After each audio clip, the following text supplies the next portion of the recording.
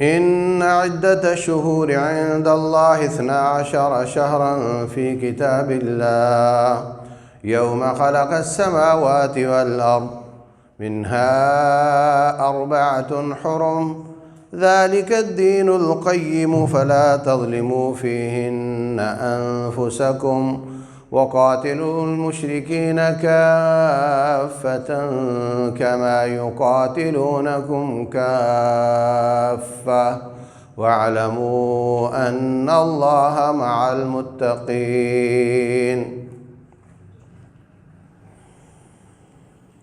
اللہ کے نزدیک مہینوں کی تعداد 12 ہے۔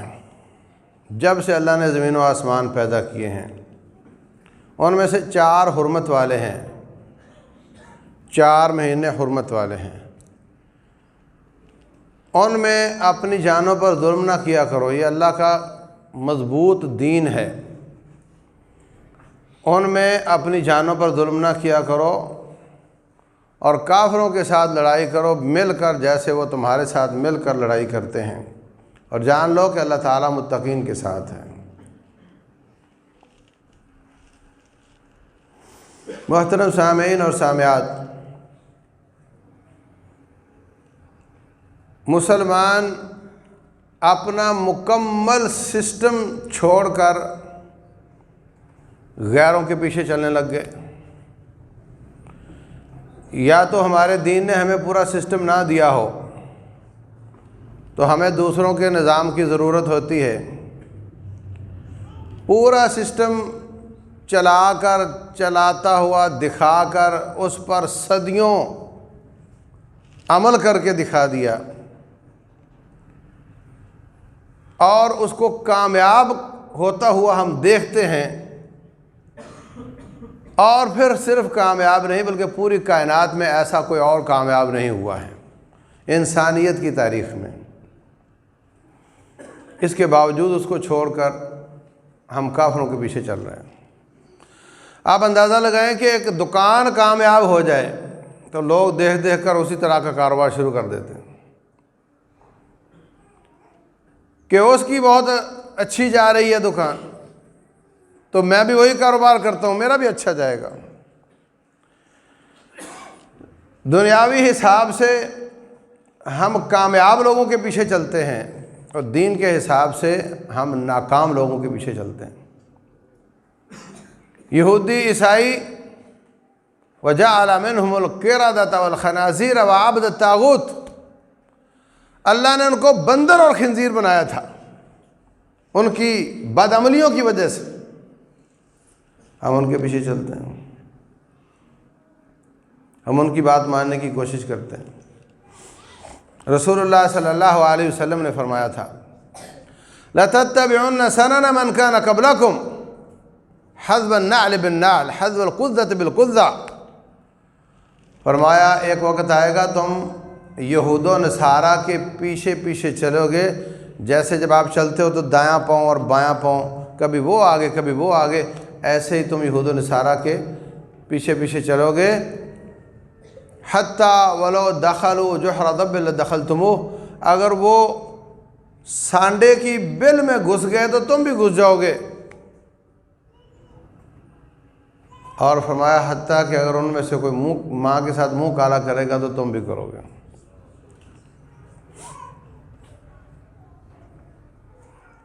اب آپ دیکھیں کہ ایک عالمگیری نظام ہے سورج اور چاند کا، ہر جگہ ہی ہوتا ہے۔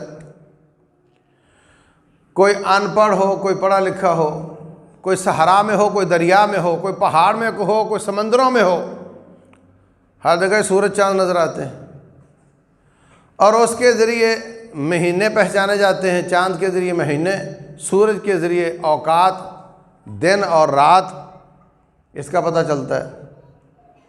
اس کو ہم چھوڑ کر ہم آ گئے پڑھے لکھے نظام پر کہ جو پڑھے لکھے آدمی ہی پہچان سکتے ہیں۔ اگر یہ موجودہ ترقی کی شکل، موبائل، گھڑیاں اور یہ آپ کے شیڈول نہ ہوں، نہ چھپیں، تو آپ کو پتہ نہیں چلے گا کہ کون سا دن ہے، کون سا مہینہ ہے۔ جبکہ سورج چاند کا نظام وہ ہر جگہ ہی ہوگا، ہر وقت ہی ہوگا، پتہ چل جائے گا آپ کو۔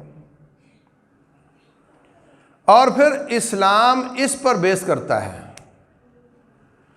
اور اسلام کے کئی احکام اس پر بیس کرتے ہیں۔ آپ رمضان کا چاند دیکھتے ہی تراویح پڑھنے نکل جاتے ہیں، اس کا مطلب رات پہلے آتی ہے، دن بعد میں آتا ہے۔ ہمارے مسجد میں 2 بکرے آئے، یہ ذبح کر دینا، فلاں دن ذبح کرنے ہیں، یہ عقیقے کے بکرے ہیں۔ تو انہوں نے اگر پیر والے دن کہا تھا تو انہوں نے غلطی سے اتوار والے دن ذبح کر دی۔ اب میرے پاس پوچھنے کے لیے آ گیا اب کیا کریں؟ تو میں نے ان سے پوچھا کہ بچہ پیدا کس وقت ہوا تھا؟ انہوں نے بتایا کہ مغرب کی اذان کے بعد ہوا تھا۔ تو میں نے کہا اگر مغرب کی اذان کے بعد ہوا تھا تو پھر تو یہی دن بنتا تھا جس دن ذبح ہوا ہے غلطی سے، اس لیے کہ مغرب کے بعد اگلا دن شروع ہو جاتا ہے۔ انگریزی حساب سے ہم اس کو وہی دن کہتے ہیں، آج بعد نماز عشاء یہ ہوگا، حالانکہ وہ کل ہوتی ہے، وہ آج نہیں ہوتی، مغرب کے بعد وہ کل ہوتی ہے۔ تو اگر بچہ مغرب کے بعد پیدا ہوا ہے اتوار والے دن تو وہ پیر والے دن پیدا ہوا ہے، اور پیر والے دن پیدا ہوا ہے تو اس کا عقیقہ اتوار والے دن ہی بنتا ہے۔ تو یہ شریعت کے احکام ہیں جو اس سورج چاند سے متعلق ہیں، اور ہم اس نظام کو چھوڑ چکے ہیں۔ ہمارا دن شروع ہوتا ہے 12 بجے، رات کے 12 بجے۔ اللہ تعالیٰ کا دن شروع ہوتا ہے مغرب کی اذان سے، ہمارا دن شروع ہوتا ہے 12 بجے فکس، جبکہ مغرب کبھی آگے ہوتی کبھی پیچھے ہوتی۔ اللہ اکبر۔ عورت شوہر فوت ہو گیا، اب 4 مہینے 10 دن اس کی عدت ہے انگریزی حساب سے، یہی عربی مہینوں کے حساب سے۔ اور ہماری کیفیت یہ ہے کہ اگر میں پوچھوں کہ یہ کون سا عربی مہینہ چل رہا ہے تو شاید ہی کوئی بتائے، اور اگر میں یہ پوچھ لوں کہ کون سا عربی سال چل رہا ہے تو پھر تو شاید بالکل ہی کوئی نہ بتا سکے۔ ہم مسلمان ہیں، ترقی بہت ہے، شیڈول لگے ہوئے ہیں، تاریخوں کے چارٹ لگے ہوئے ہیں، عربی والے بھی لگے ہوئے ہیں، مگر ہمیں اپنی انگریزی کا پتہ ہے۔ اللہ اکبر۔ انگریزی مہینہ 365 دن کا ہوتا ہے، عربی مہینہ 360 دنوں کا ہوتا ہے۔ انسان کے جوڑ بھی 360 ہوتے ہیں، زاویے بھی 360 ہوتے ہیں۔ 90 کا زاویہ 90 تو 180 ہو گیا، 180 کو ڈبل کیا تو وہ ہو گیا۔ تو میں یہ کہنا چاہ رہا ہوں کہ ہمیں اپنی اصل کی طرف لوٹنا چاہیے۔ ہم عدت بھی انگریزی کے حساب سے چلا رہے ہوتے ہیں۔ یہ مہینے جو عربی مہینے ہیں عہد نبوت میں کافر بھی انہی پر چلتے تھے، اور ایک وقت آئے گا جب یہ آپ کی ظاہری ترقی ختم ہو جائے گی۔ رسول اللہ صلی اللہ علیہ وسلم کی احادیث سے ثابت ہوتا ہے کہ وہی گھوڑوں اور بیل گاڑیوں کا تذکرہ ہے، اور وہی تیر اور کمان کا تذکرہ ہے۔ جب وہ دور دوبارہ آئے گا تو پھر لوگ اسی پر ہی آ جائیں گے، کیونکہ یہ تکلف کے بغیر سمجھ میں آتا ہے۔ ہر جاہل عالم سمجھ سکتا ہے کہ سورج چڑھ گیا دن ہو گیا، سورج ڈوب گیا اگلا دن ہو گیا، رات شروع ہو گئی۔ چاند نظر آیا پہلے دن کا مہینہ شروع ہو گیا، بات ختم۔ اگر کوئی تھوڑی بہت غلطی لگی تھی تو 14ویں کے چاند سے نکل جاتی ہے کہ 14 کو اس کو مکمل ہونا ہے، اگر غلطی لگی تھی تو وہاں اس کلیئر ہو جاتی۔ 15ویں کی تاریخ کا چاند لیٹ نکلتا ہے، وہاں غلطی کلیئر ہو جاتی ہے۔ تو اللہ تعالیٰ فرماتے ہیں ہمارے نزدیک مہینے 12 ہیں، ان میں سے 4 حرمت والے ہیں۔ ہماری جانے بلا حرمت والے کیا ہوتے ہیں؟ آتے جاتے رہتے ہیں بھائی، ہمیں یہ معلوم نہیں کہ مہینہ کون سا جا رہا ہے، تو ہمیں کیا کہ وہ کون سے 4 مہینے حرمت والے ہیں؟ انگریزی کے حساب سے بتاؤ کہ کون سے 4 مہینے حرمت والے ہیں۔ فَلَا تَظْلِمُوا فِيهِنَّ أَنفُسَكُمْ، ان 4 مہینوں میں اپنی جانوں پر ظلم نہ کیا کرو۔ تو کیا 4 مہینوں کے علاوہ ظلم کرنا ہے؟ بولو، 4 مہینوں کے علاوہ بھی ظلم نہیں کرنا؟ کہا 4 مہینوں میں ظلم نہ کرو۔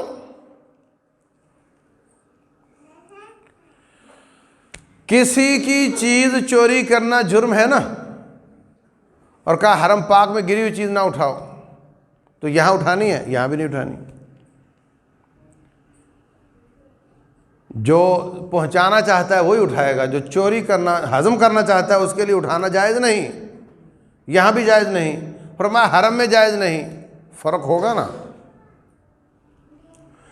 یہاں کسی کی چیز اٹھا کر ہضم کر جانا اور حرم پاک میں کسی کی چیز اٹھا کر ہضم کر جانا، فرق ہوگا یا نہیں؟ فرمایا حرم ہے، اس میں ایسے نہ کرو، حالانکہ وہ جرم ہر جگہ ناجائز ہے۔ اسی طرح کسی وقت بھی اپنی جان پر یا کسی کی جان پر ظلم کرنا جائز نہیں، لیکن یہاں فرمایا یہ 4 مہینے ان میں اپنے اوپر ظلم نہ کیا کرو۔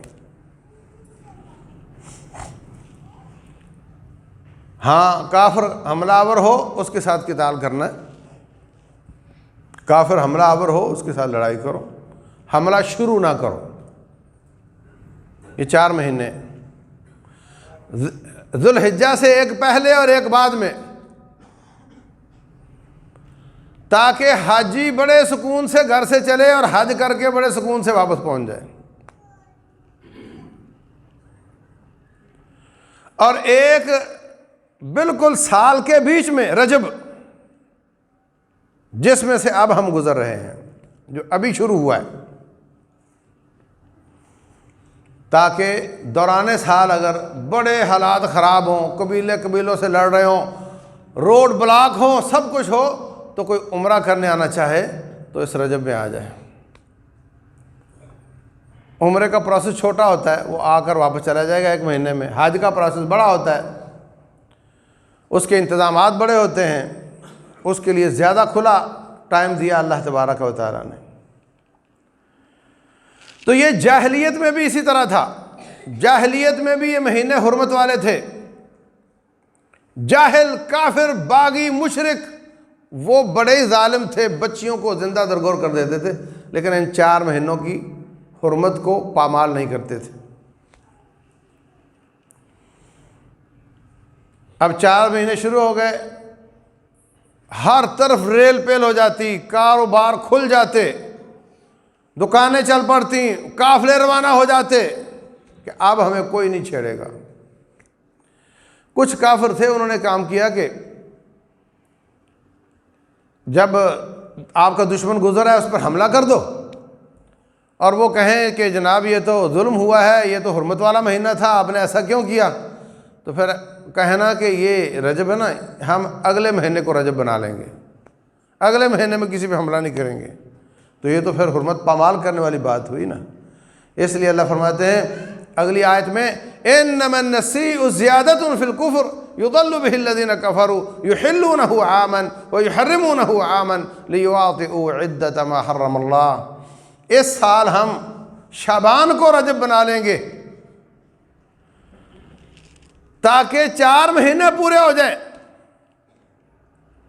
اپنا ظلم بھی کر لیتے اور پھر 4 مہینے حرمت والے بھی پورے رکھتے تھے۔ وہ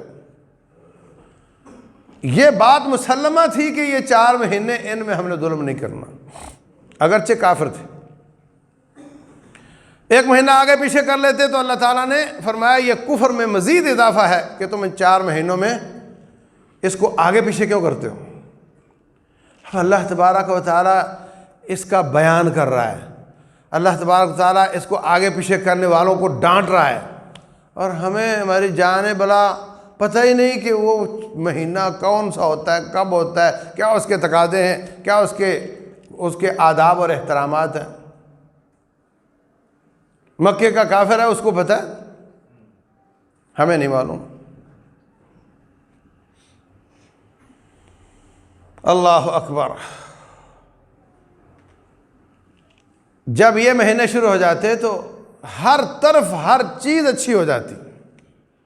ویسے تو سارے سال میں ظلم بند ہونا چاہیے، سارا سال ہی زیادتی نہیں ہونی چاہیے، لیکن وہ باز نہیں آتے تھے، تو اللہ تعالیٰ نے 4 مہینے حرمت والے رکھے جن کا وہ بھی پاس کرتے تھے۔ ایک صحابی آ کر مسلمان ہوتے اور آ کر کہتے ہیں جی ہمارے اور آپ کے بیچ میں مضر قبیلہ ہے، وہ ہمیں راستے سے گزرنے نہیں دیتے، ہم صرف حرمت والے مہینے میں آپ کے پاس آ جا سکتے ہیں، اس لیے ہمیں اب ہی اتنا دین سکھا دیں کہ جو ہمارے لیے کافی ہو جائے، کیونکہ ہم بار بار نہیں آ سکتے۔ تو میرے عزیز بھائیوں، بعض احترام زمان کے ہوتے ہیں، بعض مکان کے ہوتے ہیں۔ بعض احترام زمان کے ہوتے ہیں، بعض مکان کے ہوتے ہیں۔ بعض جگہیں محترم ہوتی ہیں، بعض اوقات محترم ہوتے ہیں۔ حرمین کا علاقہ، یہ زمین محترم ہے، حرمت والی ہے۔ فرمایا ایک نماز پڑھو گے حرم پاک میں تو 1,00,000 نماز کا اجر ملے گا۔ مسجد حرام میں، اور وہاں کے علماء کا فتویٰ ہے کہ پورے حرم کے علاقے میں اتنا ملے گا، اس لیے کہ نبی صلی اللہ علیہ وسلم جب فتح مکہ کے لیے تشریف لائے تھے تو آپ نے پڑاؤ ڈالا تھا حرم کے علاقے سے باہر، لیکن جب نماز کا وقت ہوتا تو حرم کے علاقے میں آ کر نماز پڑھتے تھے۔ تو وہ جگہ، وہ ٹکڑا، وہاں ریت ہو، وہاں سڑک بنی ہوئی ہو، وہ محترم ہے، اس میں عبادت زیادہ عظیم ہو جاتی ہے۔ اس کی حرمت کو پامال کرنا، چوری اپنے علاقے میں کرنا، چوری وہاں جا کر کرنا، فرق ہوتا ہے۔ پاکستان میں چوری کرنا بھی جرم ہے، مگر حرم پاک میں چوری، اس کا جرم بڑھ جاتا ہے۔ احترام جتنا کہیں آ جاتا ہے وہاں پر نیکیاں بھی بڑھ جاتی ہیں، گناہ بھی بڑھ جاتے ہیں، جہاں بھی احترام آ جاتا ہے۔ جگہ کا احترام ہو یا وقت کا احترام ہو یا شخصیت کا احترام ہو، فرق پڑ جاتا ہے۔ تو حرم پاک کا علاقہ، اس کی عبادات بھی کئی گنا بڑھ جاتی ہیں، اور وہاں کیا ہوا جرم، اس کا گناہ بھی کئی گنا بڑھ جاتا ہے۔ لیکن ہر شخص وہاں نہیں جا سکتا، تو پھر اللہ تعالیٰ کچھ اوقات محرم کیے ہیں، کچھ اوقات محترم کیے ہیں۔ اوقات تو ہر جگہ ہی ہوتے ہیں، تو ہر شخص اس سے فائدہ اٹھا سکتا ہے۔ ان احترام والے اوقات میں رمضان مبارک ہے، آخری عشرہ ہے، لیلۃ القدر ہے، اور ان احترام والے اوقات میں 4 مہینے احترام والے ہیں۔ ایک عام آدمی داڑھی مونڈ لے اور ایک عالم دین مونڈ لے، فرق ہوتا ہے نہیں؟ ہاں نا؟ ایسے ہی عالم دین کی عبادت اور عام آدمی کی عبادت میں فرق ہوتا ہے۔ فرمایا آپ میں جو سب سے زیادہ عبادت گزار ہے،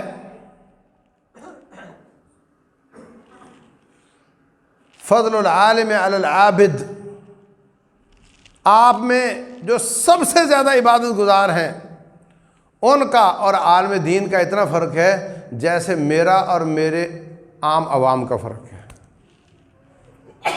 دوسری روایت میں فرمایا جیسے 14ویں کے چاند کا اور عام ستارے کا فرق ہے۔ تو جہاں احترام بڑھتا ہے وہاں نیکیاں بھی کئی گنا ہو جاتی ہیں، وہاں پر گناہ بھی کئی گنا ہو جاتا ہے۔ قابل احترام شخص کا گناہ کرنا اور عام آدمی کا گناہ کرنا فرق ہوتا ہے۔ قابل احترام شخصیت کا نیکی کرنا اور عام آدمی کا نیکی کرنے میں فرق ہوتا ہے۔ قابل احترام جگہ پر نیکی کرنے اور گناہ کرنے کا فرق ہوتا ہے۔ قابل احترام اوقات میں نیکی کرنے اور گناہ کرنے کا فرق ہوتا ہے۔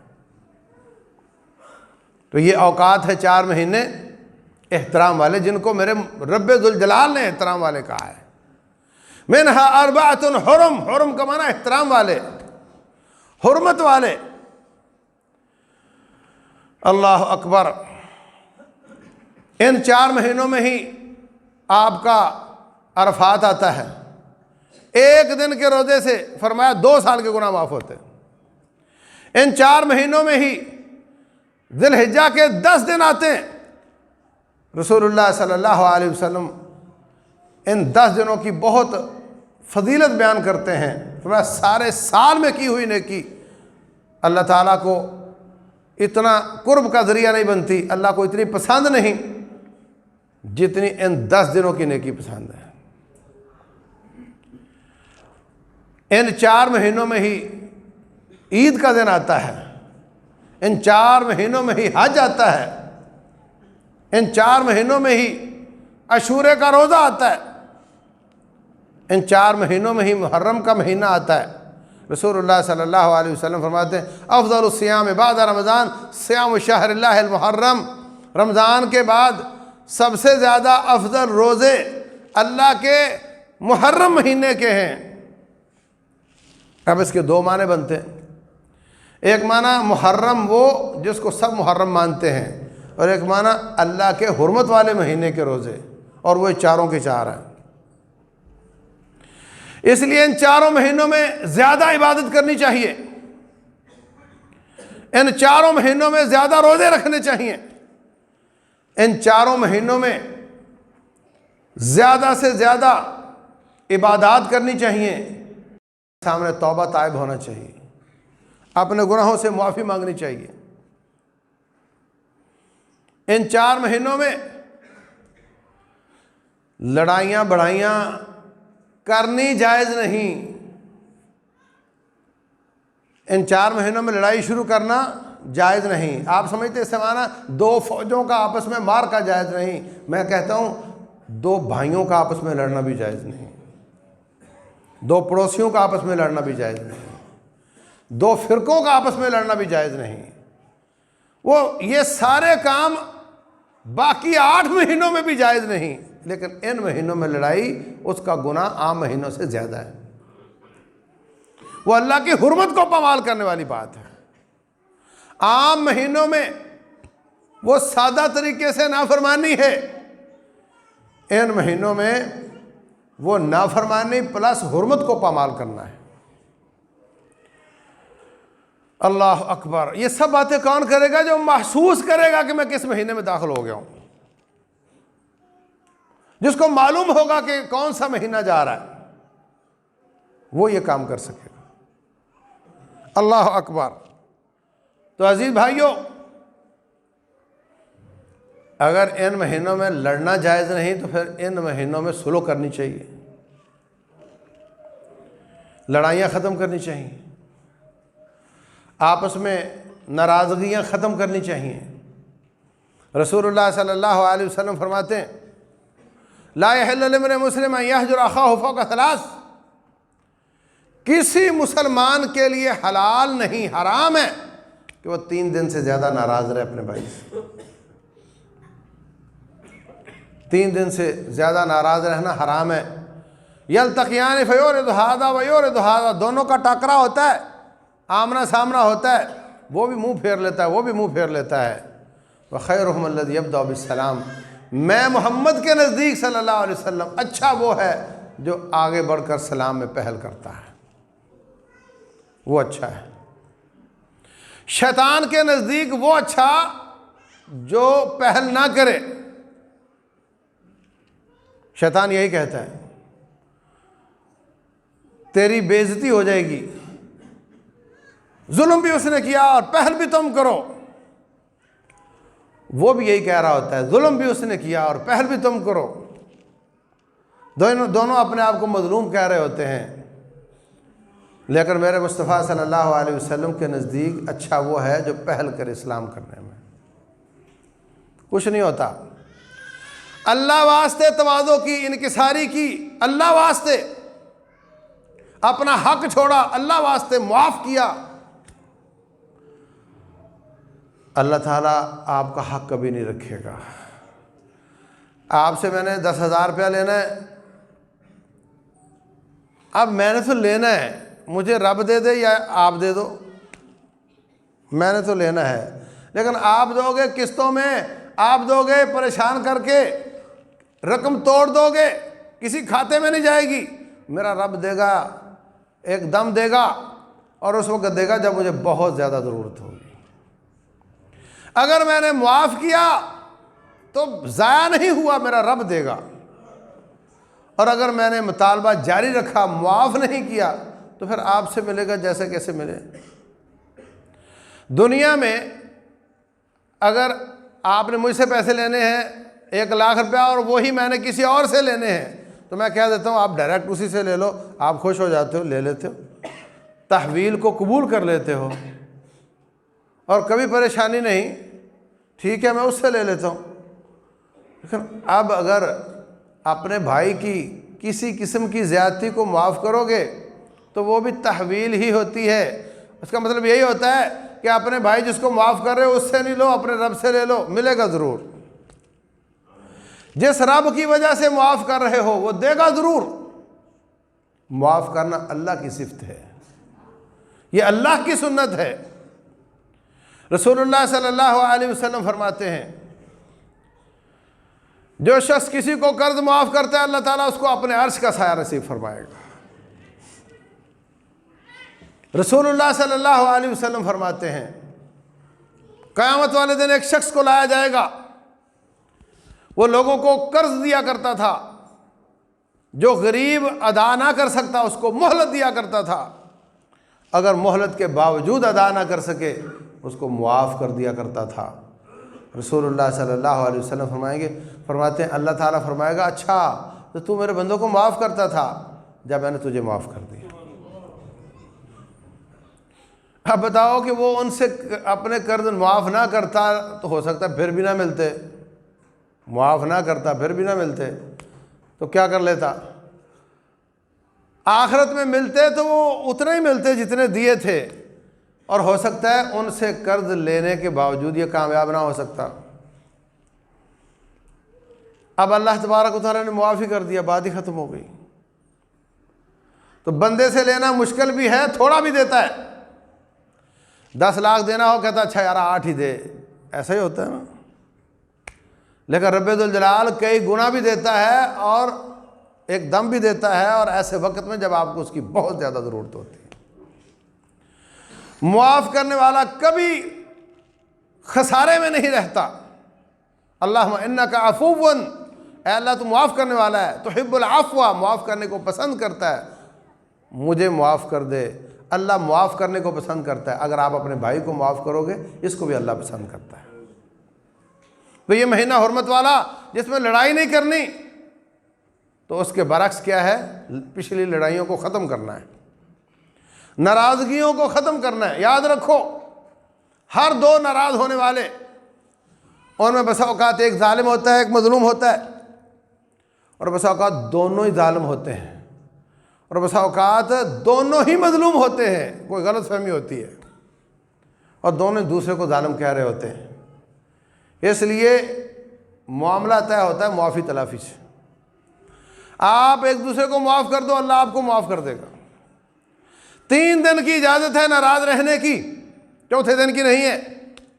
رسول اللہ صلی اللہ علیہ وسلم فرماتے ہیں جب تیسرا دن آتا ہے، پیر اور جمعرات کو اللہ تعالیٰ معاف کرتا ہے، اللہ کے فرشتے پوچھتے ہیں یا اللہ مشرک اور ناراض لوگوں کو آپ معاف نہیں کرتے، تو یہ تو 2 ناراض ہیں، ان کا کیا کرنا ہے؟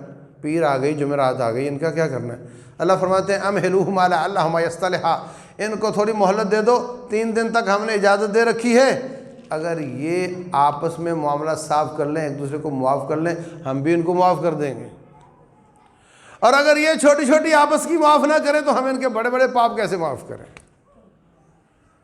اگر تو مومن کو معاف کرے گا اللہ تجھے معاف کرے گا، اگر تو مومن کو معاف نہیں کرتا اللہ تجھے معاف نہیں کرتا۔ تو یہ مہینے حرمت والے، ان میں اپنی جان پر ظلم نہ کرو۔